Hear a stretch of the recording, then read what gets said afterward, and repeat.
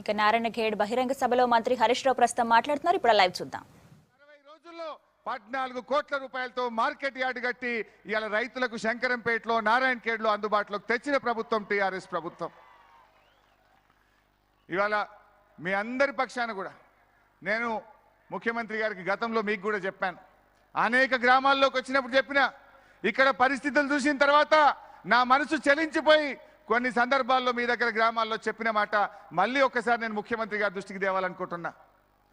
ఈ నారాయణఖేడ్ను నేను దత్తత తీసుకొని ఎట్లయితే సిద్దిపేట నియోజకవర్గం ఈ జిల్లాలో మెదక్ నియోజకవర్గం అభివృద్ధి చెందిందో ఈ నారాయణఖేడ్ను అభివృద్ధి చేయడానికి అవసరమైతే ముఖ్యమంత్రి గారి కాళ్ళు మొక్కైనా ఈ నారాయణఖేడ్కు ప్రత్యేకమైనటువంటి ప్యాకేజ్ తీసుకొస్తానే మాట చెప్పడం జరిగింది.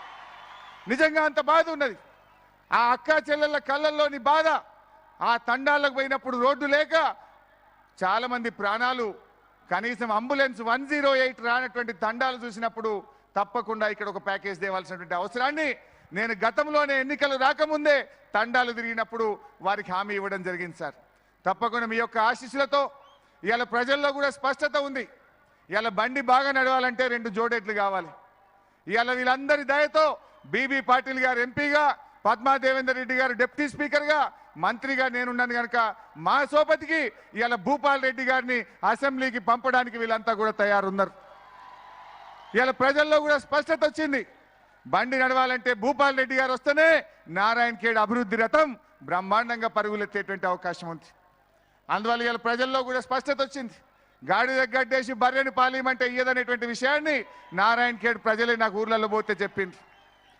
ఇవాళ భూపాల్ రెడ్డి గెలుపు ఖాయం, దాంట్లో ఎవరు కూడా ఎవరికి అనుమానం లేదు. కానీ ఇవాళ మనం మొన్న వరంగల్లో కాంగ్రెస్ తెలుగుదేశం డిపాజిట్లు పోయినాయి, నిన్న హైదరాబాద్లో డిపాజిట్లు గల్లంతైనాయి. ఎల్లుండి 13వ తేదీ జరిగే ఎన్నికల్లో నారాయణఖేడ్లో కూడా ఈ 2 పార్టీల డిపాజిట్లు గల్లంతు చేసే విధంగా ఇవాళ మా పోచారం సీనన్నది బర్త్డే.